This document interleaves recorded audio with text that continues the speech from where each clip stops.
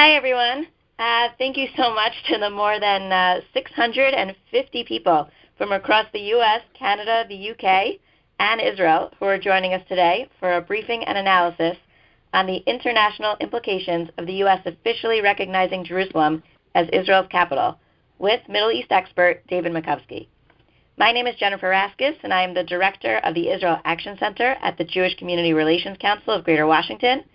The JCRC is proud to represent more than 100 organizations and synagogues throughout the Washington region as the public affairs and community relations arm of the Jewish community in our nation's capital.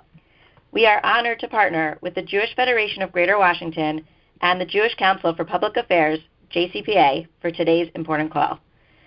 Today, we welcome David Makovsky, the Ziegler Distinguished Fellow and Director of the Project on the Middle East Peace Process at the Washington Institute of Near East Policy. Mr. Makovsky is an adjunct professor in Middle East Studies at Johns Hopkins University's School of Advanced International Studies and is the author of numerous books, essays, and articles on the Israeli-Palestinian conflict and the Middle East peace process. He appears frequently in the media to comment on Arab-Israeli affairs. From 2013 to 2014, he worked in the office of the U.S. Secretary of State, serving as a senior advisor to the Special Envoy for Israeli-Palestinian negotiations. Before hearing from David Makovsky, we will hear from David Bernstein, the president and CEO of the JCPA, who is on the ground with a leadership delegation in Jerusalem. We will then turn it over to David Makovsky. Once Mr. Makovsky concludes his remarks, we will open the floor for Q&A. At that time, if you have a question, dial *6 to be added to the queue. Please remember that questions should be kept short and to the point, and a friendly reminder that questions ends with a question mark. Please note that this call is on the record and is being recorded. And now it is my pleasure to turn it over to JCPA President and CEO, David Bernstein. Thank you, Jennifer, and thank you to the JCRC of Greater Washington and the Jewish Federation of Greater Washington for your leadership in putting this call together at a very critical moment. As Jennifer said, I'm calling in from Jerusalem. I am with a delegation of JCRC leaders from around the United States. We've had a very informative and interesting visit to Israel at this momentous time, as you can well imagine. I just wanted to share a brief insight, and that is while we have seen delight and enthusiasm from Israeli officials across the political spectrum about this, it was very, very clear to us that this was not instigated from Israel. The impetus did not come from Israel, but rather came from American domestic politics. That said, there is no question that Israelis from a variety of political perspectives are supporting the decision. We've met with labor leaders and others who might not have advised the United States to take this decision at this time, but now that it's been done, have been quite enthusiastic. But at the same time, it's been muted enthusiasm. They haven't been gloating about it, and they've been urging their fellow Israeli officials not to gloat about either, knowing that that could itself have consequences. So that's what we've seen from Israel, and I'm really excited to turn it over to David Makovsky, whose voice is absolutely necessary and important at this moment. So thank you very much, David.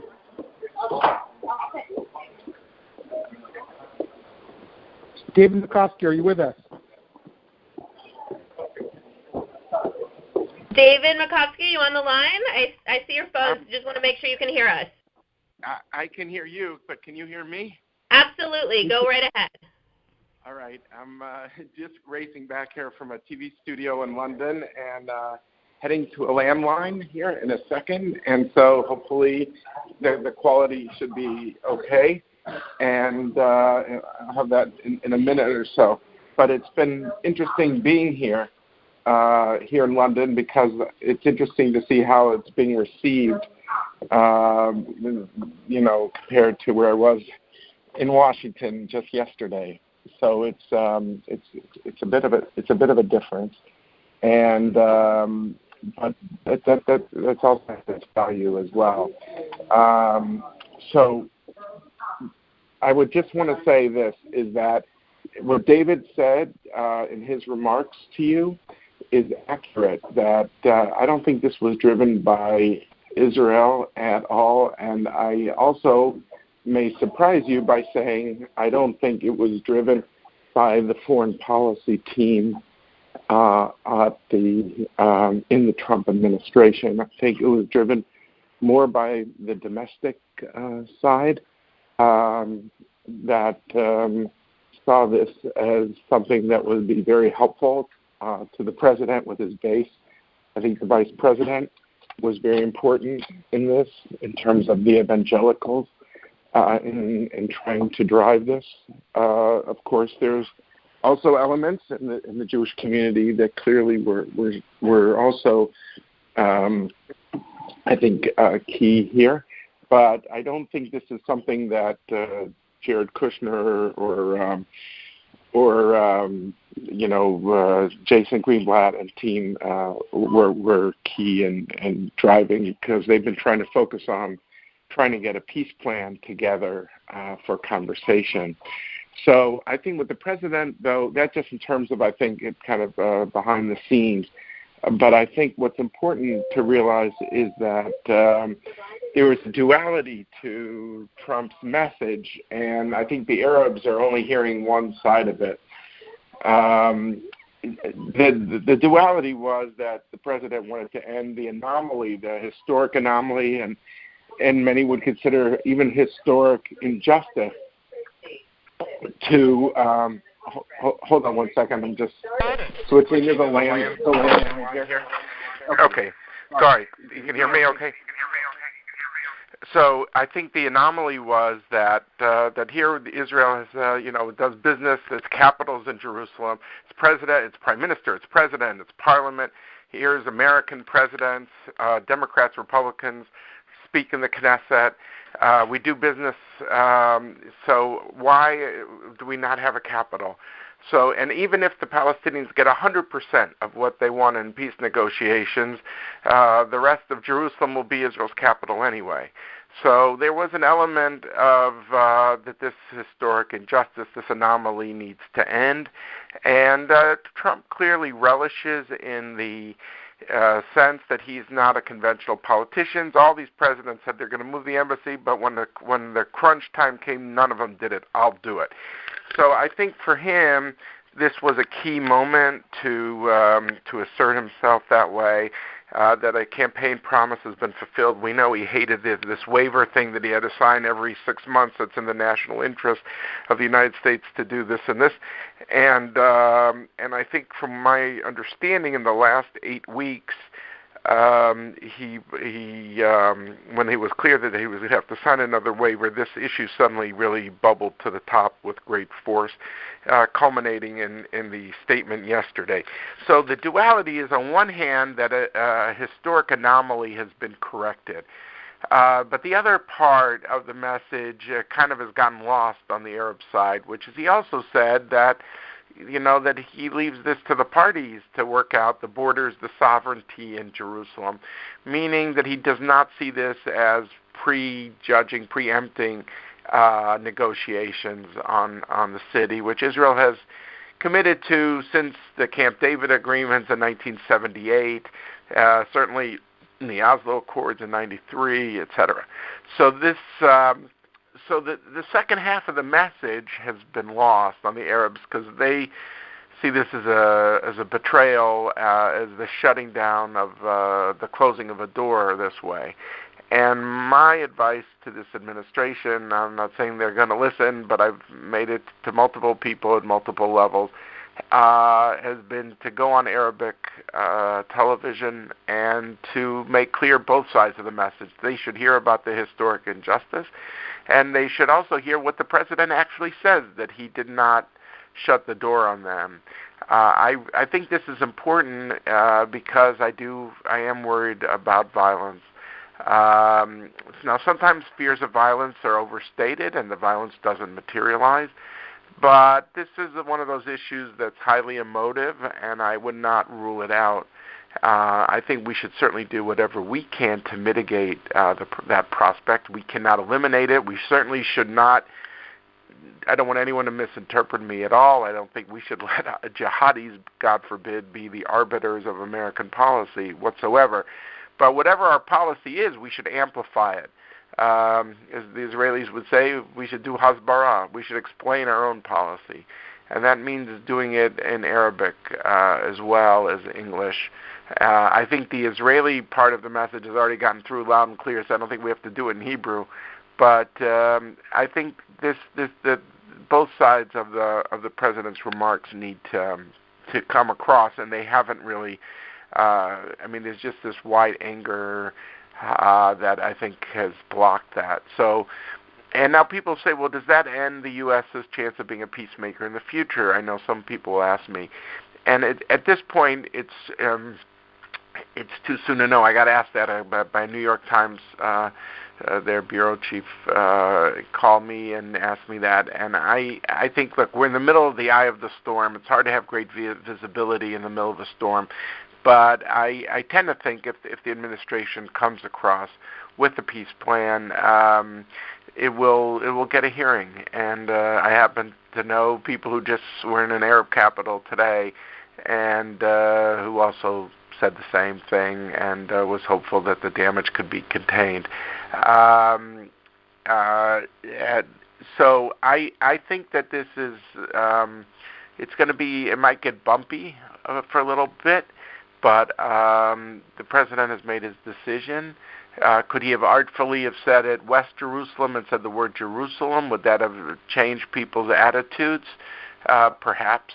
But he wanted to do it this way. And so we are where we are. It is a day that I think will be certainly remembered in the history of Israel when the U.S. has taken this step and that this historic anomaly has been addressed. And it will, in terms of the logistics over the embassy and all that, I'll just say a word on that. From what I hear from people in the administration, the U.S. does have property. Those of you know who go to Jerusalem, inside the Green Line, inside the pre-67 Israel on Derech Hebron Street, and what we would call right in the Talpiot area.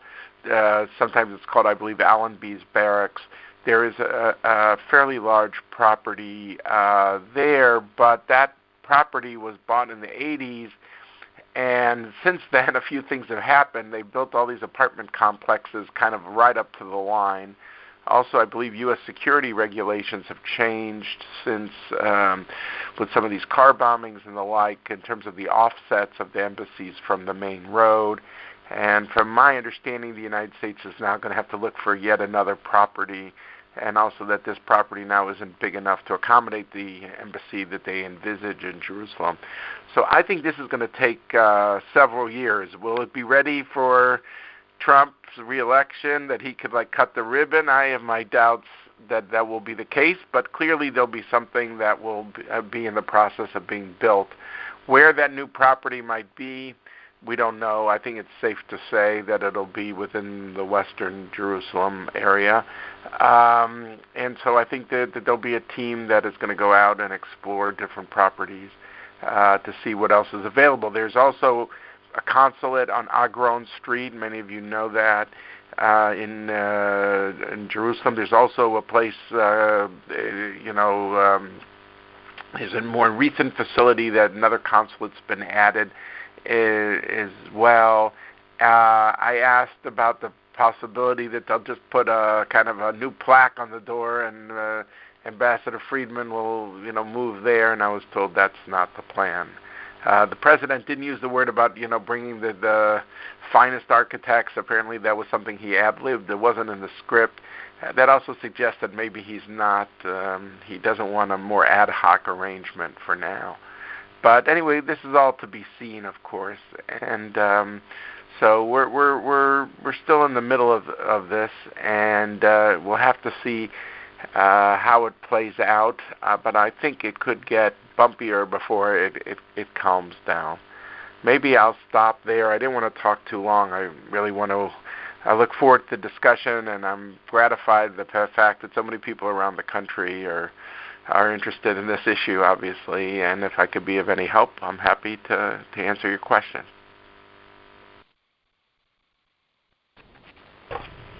Great. Thank you so much, David Makovsky. Just a reminder to everyone that if you have a question, please dial *6.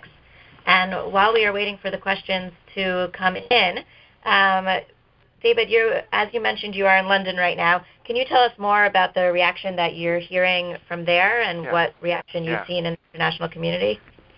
Right. My understanding is when I asked the question, I was told that when the British were notified by Tillerson on Tuesday, I think at a NATO meeting, they were not notified beforehand. Of course, there were things started popping up in the press in the U.S. in the last several days, and they inquired about it. But because they were more notified than they were consulted, I think they do not see themselves as bound by this, and I think they've condemned the move. Certainly, I'm doing a BBC World Service segment in a few hours, and they have the coverage has been very tough. I think they've said things that I don't think are accurate. That NATO has condemned this. I don't think that is the case. The United States leads NATO. But the coverage has been very hostile to it. I'm told by a senior State Department official just an hour or two ago that there'll be a UN Security Council meeting today. The good news for the United States is that when you're the United States, you could veto things you don't like. So, and I assume Nikki Haley will give a rousing speech, and that'll, I don't think it's not like a case of Israel where it has to worry about will the United States veto. We're the United States, and we'll veto anything there. I don't know if it'll get that far, but there is a meeting expected today. I think U.S. officials were even expecting the Security Council convening before the president even had a chance to open his mouth, but that didn't happen. So, but I'm told that they expect the meeting today. So we'll know soon enough. Great, thank you so much. We have our first caller. Hi, this is Neil Borovitz. And David, what do you think is going to happen as far as this, Greenblatt Kushner initiative? Are we going to see some public announcement about negotiations, a call for negotiations with Abbas and the Saudis and an Arab League conference? Or is this going to just kill any possibility of that? Well, it's hard to know for sure. The administration is playing its cards very close to the vest. There's no doubt that I think that the Saudis, the Arabs, their view is if you're going to do an initiative, go the full way and come out with U.S. parameters. In other words, take a position on the core issues. That is what I call the Big Five. What are the borders? What are the security arrangements? What about refugees? What about Jerusalem? What about mutual recognition? Do you accept the character of the other side's state? And that's when they say we want a U.S. plan, that's the code word for give us the 5 for 5, an American view. When Trump said yesterday we don't plan to impose on the parties, I think he was kind of hinting that he wasn't going to come out with something like this. I think I was at this Brookings event where the Saban Forum on Sunday, where Kushner actually spoke, and also, he also said we don't want to impose.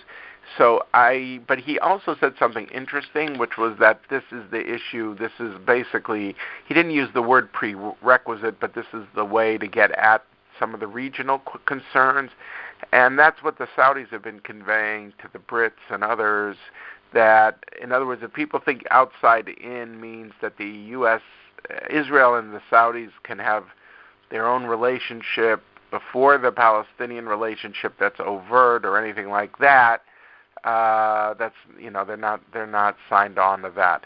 what the Saudis seem to be signed on to is what they get under the table for free, which is intel sharing, counterterrorism about Iran, and things like that. That does go on. Maybe Kushner has been able to broaden it by saying, hey, what about political coordination on policy issues on Iran, coordinating on Lebanese banks, banking sanctions, and things like that. I wouldn't rule that out, but I don't think the Saudis are going to jump the line. Even if MBS, the Mohammed bin Salman, the Crown Prince of Saudi Arabia, who's seems to really be rapidly consolidating power, and everyone's been following the dramatic events with what we jokingly call Ritzmo, the Gitmo Ritz-Carlton of Riyadh, where he's got a lot of people under house arrest. Even though he personally is favorable to Israel and has said things in different sessions that that Israel's a potential ally and things like that, we don't see him racing to do anything public at this point to run ahead of the Palestinian issue. So I think what the Arabs are clearly hoping for is, if there is a Trump plan, it should be like a traditional plan on these 5 for 5 issues, where the U.S. comes out with a point of view on these 5. But will this administration do that? I'm not sure they will. And so it could be that it's not at all what the Arabs think is coming. They're willing to maybe use their good offices and try to deliver the Palestinians on a plan that they feel covers these 5 issues. But I'm not sure that's what's coming. Could it? It might be very different. I mean, the administration has played their cards incredibly close to the vest. I could tell you, people here, British allies, which is one of the closest relationships the U.S. has, they don't know what the administration is cooking, and they're not alone. I've checked with a senior Palestinian, a senior Israeli, and I don't think they were just posturing. I think they really don't know what is being discussed. And I believe Kushner, when he says there's really 3 people really just at the center of it, which is him, Jason Greenblatt, and David Friedman. So, and I don't think the staff at the State Department, I don't think they're aware of it either. So it's incredibly tightly held at this point. Great. Thank you so much. We're going to our next caller. Yes, my name is Stuart Schlossman. The concern I have is I have family in the old city, so the potential of violence frightens me. One of the things you had said is that, President Trump had said we are not going to lead this, that he's in favor of a 2-state solution, but it's up to the 2 sides to come to that. I was in Israel at the last election, and Prime Minister Bibi made it quite clear he was happy without a 2-state solution. So if that's what they're reacting to, and if the U.S. isn't going to lead it, do you see an opportunity for another country, maybe France, to step in and try to lead the peace talks rather than having them just sort of go away? Because it's possible the White House doesn't have a plan. Thank you. No, it's a great question, and I wish I had an answer as good as the question. I'm not sure I do. I mean, because you raised something which is, I felt, being in the administration and the last time, which is what I call the Venn Diagram. Is there enough overlap in the 2 circles, the Israeli position and the Palestinian position, and can the U.S. nudge the 2 circles to overlap sufficiently? I personally, and some of you've heard me, and I'm a baseball fan, I feel the United States, we've swung for the fences 3 times. Clinton, 2000, tried to end the conflict. Condoleezza Rice in Annapolis in 2007, and 35 follow-on talks with Olmert and Abbas in 2008. And then the effort I was a part of with Kerry in 2013-14.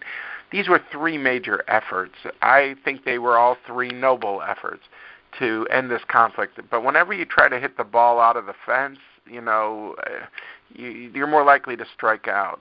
and I'm skeptical of the domestic politics on the Israeli side and the Palestinian side that they could do such a deal. I think that from Netanyahu, he would have to reconfigure his government.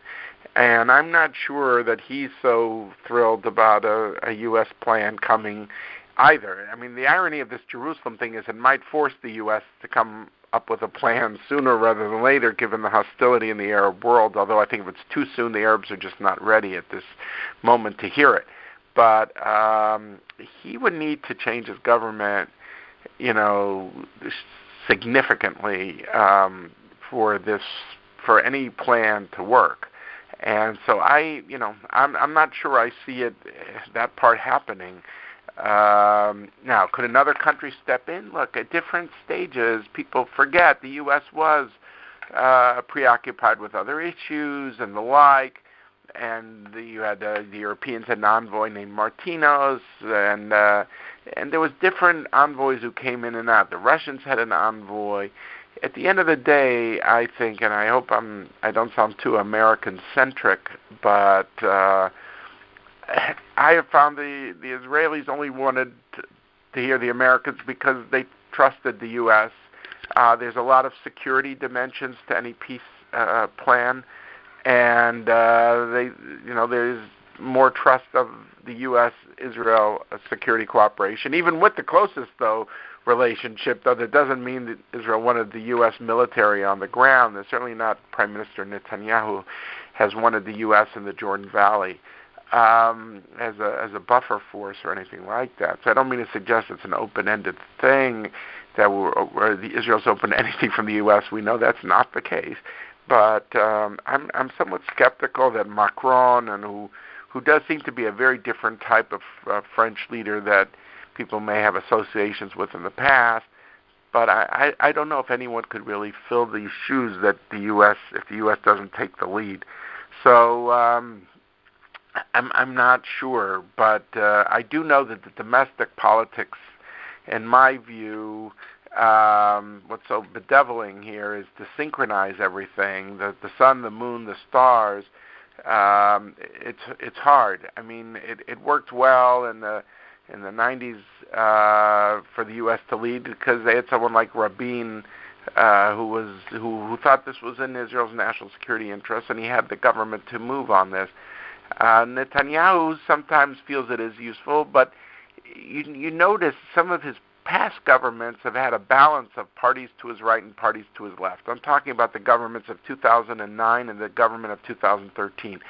But in 2015, he fashioned a government that is only of parties to his right. And I think he would admit, if you talk to him, and I know people who have, he will say that everything is much more difficult that way. So I'm somewhat skeptical. I mean, just to take my baseball analogy one step further to give some hope, I mean, I thought the way to go was don't try to hit a home run ball, but to try to hit a solid single, meaning take a step in the direction, even if you don't reach a destination. What does that mean? I mean, deal with the gut fears of each side of this conflict. For the Arab side, it seems it's about land. If you look at Khalil Shikaki's polls, 58% of Palestinians believe Israel wants 100% of the West Bank and wants to expel every single Palestinian. Now, that is ridiculous, but that's their perception. Sometimes I've seen the number about 100% go to 82% of Palestinians believe Israel wants 100% of the West Bank. Yet, according to this new map, and hopefully we'll do a conference call on this new satellite map that I've worked on to understand where the demography meets geography. Where did the settlers actually live in the West Bank?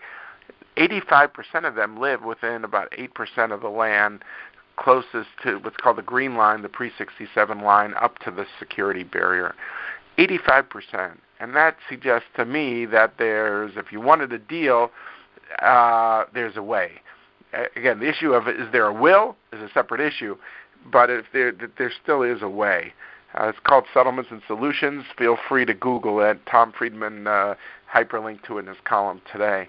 But it just came out last week. but my point here is, I think a solid single is to say the Palestinian fear is land. Well, what if you say I'm not building beyond the security barrier?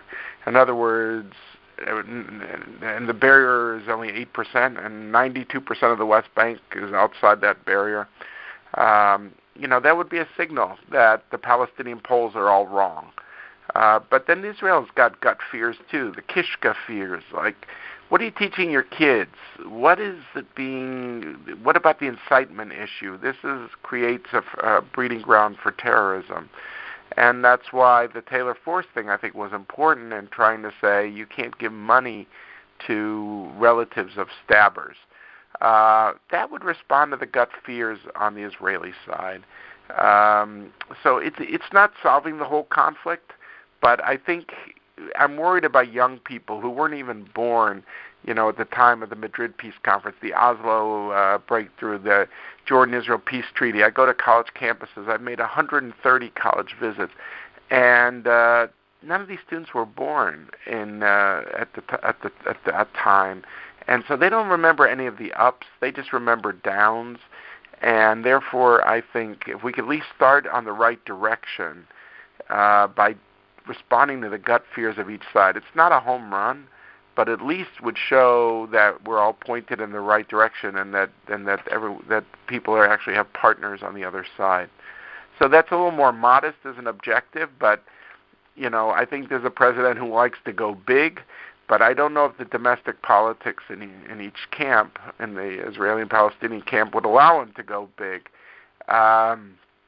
I don't know, but we'll see if he's willing to try. It could be, ironically, having done this and having gotten the criticism he did, he'll feel an even greater urgency, to say, okay, I gave you something, now I'm going to give the other side something. In other words, the other shoe hasn't dropped yet. We'll have to see if that is the case. But, I think it's a good question that you asked. Great, thank you. We're going to our next caller. Hi. Hello? It's Rabbi Zolman in hello? Virginia Beach. Hey, how are you? Yeah, hi. Yeah, I can hear you. Great. Given the fact that the United Nations seems to have denied, along with the Palestinians and Arabs, the Jewish ban to Jerusalem on the eve of celebrating Hanukkah, isn't what the Trump has done a reality check to the world at large to reaffirm that we have a ban to Jerusalem, and thus we reaffirm our bond to our home in the land of Israel? Yeah, definitely. I wrote a piece with Dennis Ross the other day. You can see it on the Washington Institute website, citing that Jerusalem vote at the UN of last Thursday. I also cited UNESCO votes. When you only say about, protecting the Haram al-Sharif, but you don't say is also the Temple Mount, you deny people, the core of their faith, and that's not a good idea. So I think there's no doubt. I think, Rabbi, you're right that was also an impetus in this regard. There was a historic injustice that the U.S. is the only country that doesn't have an embassy. That doesn't have an embassy in a country's capital. But I think that these UN votes and UNESCO votes have been exacerbating circumstances and have contributed to that sense of backlash, and that I think has also been a driver in the Trump decision. How much of a driver I can't say with certainty, but I think that is they need to look themselves in the mirror on this as well. Thank you. We're going to our next question. Next question, please. Yes, my name is Robert Chaikin from the JCRC in Silicon Valley. And my question is this. About 6 months ago, former Ambassador Martin Indyk had an editorial in the New York Times when this Jerusalem announcement was being considered by the Trump administration, and it was very controversial. He said it could work.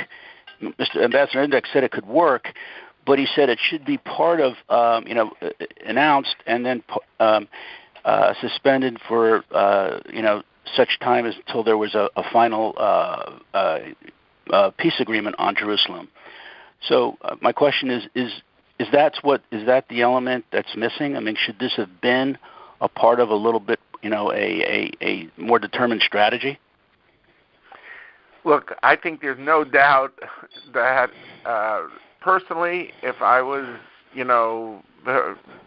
inside the government now, I would want to use this as part of an overall strategy for an overall peace plan. And this is, this is an amazing gift to Israel. And again, you could say it's way overdue, and it should have been done 70 years ago. And I personally would agree with that. But now that it isn't, and I'm working on a peace plan, I would want to be sure that part, A of what I'm doing doesn't affect part B of what I'm doing. So I'd want to somehow connect them. And, I probably would not have wanted all these countries to, I'd want them to somehow to try to be my partners in this. So my fear is what is happening now is that the U.S. takes its decision. Everyone feels it wasn't consulted, and that it slams the door on peace. So they're seeing this in the worst negative light. Only Israel, of course, is reacting positively. And so I would have tried to somehow integrate the two somehow. I don't know exactly. Would it be an inducement package? How I would have done it. But I would have tried to somehow make sure that both sides of my strategy are somehow in sync with each other. And it doesn't necessarily look that way, given what I said before, that I think there were other driving forces that drove the decision. I want to be clear that I think that is defensible, the idea of the U.S. having an embassy in West Jerusalem. I don't think it. I think it should have happened a long time ago. The question is, how does it link up with the peace plan I'm trying to achieve at the same time? And I think here there's a real question. I have serious doubts that was people were thinking about both sides of the strategy. So, I don't want anyone to say that I don't think Trump should not do such a thing. I'm glad that he's supportive of an embassy, and but I would just want to see how does it link up to my broader strategy, and how am I going to get these countries not to think I've shut the door.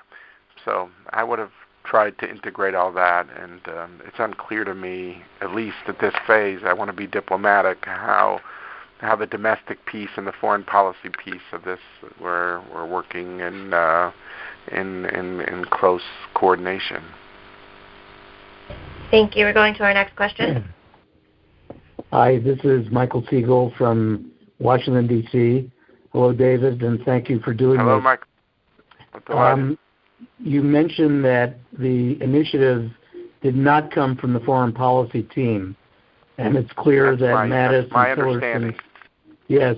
What I was going to ask you was, what does it say about the dynamics of decision-making in this administration with regard to foreign policy? I don't know. I mean, look, to be fair, every administration has domestic dimensions to their foreign policy making. It's not a new invention. Also, look, this is a team that is, bare bones. I mean, we don't have an ambassador in Saudi Arabia or Egypt and key capitals, and we are, there's an excellent Assistant Secretary for Near East Affairs, David Satterfield. I mean, I think he's called acting, but we don't have a lot of the building block of personnel in place, and so because there's so much for people to do on so many other things often get compartmentalized in government.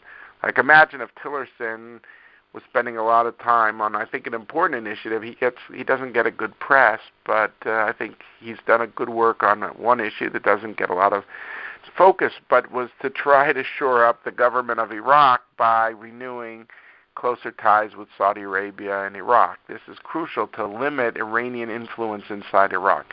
He's devoted a lot of time to that, and it's succeeded, actually. It doesn't get much play in the American media, but and one guy can't be at all places at one time. But he hasn't had. I don't think he doesn't have these undersecretaries of state in place, which again are not visible to the public, but as someone who worked at the State Department, that's a key like vertebrae, for as part of the decision making in the United States. So when you don't have a lot of personnel, and one guy can't be in every place at every time, it's bound to happen that there's this compartmentalization. So imagine if the vice president says, I want to do this because it's crucial for our evangelical base or something. It's very hard to stand up to that, and especially when there's support coming from other directions. So again, I don't want to be critical of the president here. I'm just saying that while I think the step in and of itself is defensible, I'm not so sure about the timing because of these other things I wanted to do, as I just said, about how it links up to the peace strategy and how it's been received by the Europeans and the Arabs and the like. And so some tough decisions were made. I think it is, clearly if Tillerson and Mattis hated it so much, they could have resigned, and we don't see evidence of that. But if this is the policy, now go market the policy. Go on Arab satellite television. Go talk to the Arabs and tell them what this is and what this is not. And that's, to me, where the policy is we're gonna see it. And I think it's the best chance, in my view, also to mitigate prospects of violence. So wherever they were in the formulation phase, now in the kind of implementation phase, I think they've got to all rally around the flag and make sure that this announcement is not being misinterpreted the way is going on in the last 24 hours. And I worry things start to set in stone into a narrative, and everything becomes harder. Now there's still some flux time, but you gotta get in there. You can't stand on the sidelines. You gotta be on the playing field. I know I go back to my sports analogies, but great. Next question. Yeah, this is Jerome Chapman. Hypothesizing that the president's talk never took place, that the decision wasn't made, it wasn't announced, how would you rate, we'll do sports analogy, what would you be the odds as of yesterday for any kind of peace solution between the Palestinians, the way they are, and the Israelis? I'll go back to what I said just a few minutes ago, my remarks, in that I think with these leaders that we have, you can't hit a home run. I don't see it. I don't think they are willing or capable, whatever term you want to use, to deal with the 5 for 5 and issues. I felt in the negotiations that I was a part of, Netanyahu was actually willing to do more than people realized on the land issue, but he won't admit to it, and I can't divulge things, but he was more flexible on land. Abbas was more flexible on refugees. But each one thought, for that one concession that they were willing to make, if there were 5 issues, they'll give 1, the other side should give 4. And it isn't going to work that way. Each side says they want peace, but the question is, what are they willing to pay for it? Are they willing to take peace not on their terms? If they can get on their terms, fantastic. If they can't get on their terms, their view of America is your job is to arm wrestle the other side to get me the peace on my terms. And that's what's hard. So that's why I'm not a believer in the home run ball with these leaders, because I just don't think that they are capable of hitting the home run ball. And I'd rather see a single that maybe tries to achieve less, but at least is concrete, pragmatic, and points us in the right direction. I really think if the Palestinians saw there'll be no more building outside of the security barrier, they won't applaud the United States or Israel for building in the security barrier, don't get me wrong. But they'd have to come to grips with the fact that their polling numbers are wrong, too, that that they think that Israel wants to creepingly annex 100% of the West Bank. And if Israel saw that the Palestinians were actually teaching their kids about peace and against incitement and the like, again, they might not agree with everything, but they'd say, okay, he's doing something hard. each side, if they will see that the other side is doing something hard, that will be big. But right now, whenever it's all or nothing, I fear in the Mideast it's nothing. So I've not been a believer of trying to hit the home run ball a fourth time. And I'm sorry if that makes me sound like a skunk at a garden party, but I'd rather see smaller steps, but I'd rather see success. I don't want America associated with failure, and I think if we take more modest steps under this constellation, we could succeed. But this president, and by the way, it's not unique to this president. Like I said, 3 times before this president, presidents don't like to play small ball. They like to go big. So I think that's what this president would like to do too. We'll see what happens. But before this speech, anyone who knows me knows that I was not a big believer that we were on the verge of any grand breakthrough. Great, thank you. We're going to our next question. Hi, David. Yes. It's Carol Britt. How are you? Hi, how are you, Carol? How are things Great. in Miami? Warm, heated actually. We're all good here. Listen, I was wondering if you could drill down a little bit on what yesterday's announcement puts into play for Mahmoud Abbas, his potential strategy, his future, the implications for him. Thanks, David. Yeah, thanks, Carol. Look, it puts him in obviously in a big box. I mean, he has, on one hand, I'm critical of Abu Mazen, of Abbas, that I thought with Olmert, he had an amazing opportunity, and he didn't seize it. He could argue that he wasn't offered enough with Netanyahu.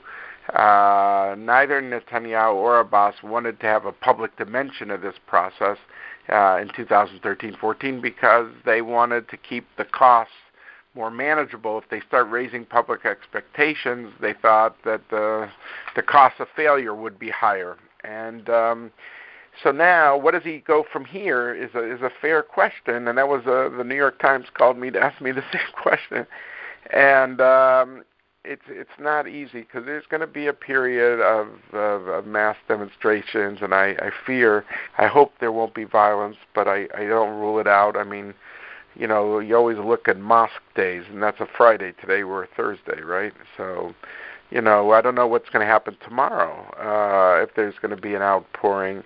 Maybe not. I think he genuinely believes violence does not serve the Palestinians. He's had death threats because he criticized the Second Intifada as hurting Palestinian interests. But he's not been always very, agile as a leader in terms of, he's been in the all or nothing school for a while, and now it looks more like nothing from where he sits. So can he somehow convey to Kushner, look, if you got a great peace plan, come forward faster rather than slower because the momentum is turning on me? I don't know, but he doesn't have a lot of great options. He's become, although his visits with Trump has made him regionally more relevant with the Egyptians, with the Jordanians. He's happy, I think, that the Qataris have been sidelined. They were a big supporter of Hamas. Egypt, I wonder if he tries to draw closer to them now because they have been, Sisi likes the idea of being a peacemaker on Gaza and is trying to bring the PA back, although he's skeptical that Gaza could be a trap for him. What does he get out of this? Hamas wants to stay in the backdrop, but they don't want to give up their guns. So how does he govern Gaza? But,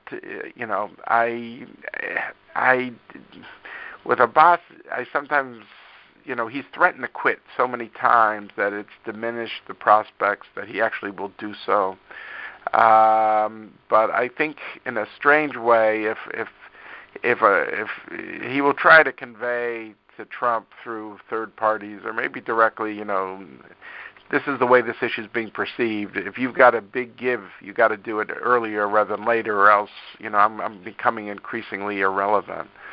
So I don't know if he's going to try to pass that message. I'm not sure. On succession, he's 82. He smokes 2 packs a day. Although lately this year he's taken up e-cigarettes. I don't know if that's going to turn the tide. But if Jibril Rajoub is his successor, who he's taken him on a bit as the head of the PLO, as the Secretary General of the PLO, he might turn to internal consolidation now, but it's not a good time for him because he doesn't have much to show. And I think some of this problem is of his own making, frankly. And he's locked himself into the all-or-nothing school, which I think is a mistake. But it's hard for me to see him retreat from it, even though I think that's the wisest course at this time. Great. David, we know you have a hard stop coming up. Just for those of us who are following the trends happening on college campus, can you give us a little insight on how you think the reaction is going to be there? I think what's happened so far, and I know, we had a BDS vote in Michigan and one in Maryland, the one in Maryland was defeated, and there's some other places. I think Trump seems to be, for the most part, across the country, is sucking the oxygen out of the room on immigration, Muslim ban, a lot of other questions, and of course things vary radically from campus to campus. So I don't see Israel at the top of the list the way I saw in the past in the progressive groups that have been aligned themselves with some of the pro-PDS people. It just doesn't seem like this issue is center stage. This issue comes to fore, sadly, when there's violence. And that's like if there's a war in Gaza or something like that. When there's no violence, there's other issues. And so it depends how this issue plays out on the ground. I'm worried about, mitigating violence regardless of the campus, but a knock-on effect is if there's violence in the Mideast, that those pictures of violence tend to resonate in the Midwest. So I think it depends what happens on the ground. So I hope America were proactive and try to tell people what this decision is and what it is not. I think it's a responsibility. I'm not saying to distort what Trump said at all. I'm just saying get that message out, about that you're not trying to preempt final status, and say it in Arabic to Arabs. And I think that would be really helpful in my regard, in my view, for so many reasons. So, look, I don't want to depress people. I hope that that it won't be violence, and the Israeli security services are really expert in this, and they're on top of this. So I'm sure they'll do everything they can, and they'll try to isolate whatever troublemakers they see. But we'll have to see. Sometimes these things take on a life of their own. Look, also you got to say something else. The Palestinians are able. What we saw with the Temple Mount demonstrations of July is something we have never seen before. And I'll end with this anecdote.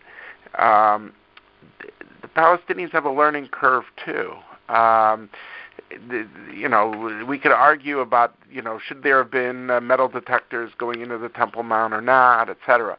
But I talked to one of the imams who was involved in the demonstrations, and they said, we know the Achilles heel for us is if people start throwing rocks at soldiers. Then the Israelis are going to have to retaliate. And we lose the momentum of the peaceful march we're trying to do. So we sent out the word in East Jerusalem at these demonstrations, the first person who throws a rock at a soldier of Israel, we're going to call you a provocateur, a spy, and it worked. And they didn't have any rock throwing, and then Israel didn't have to retaliate.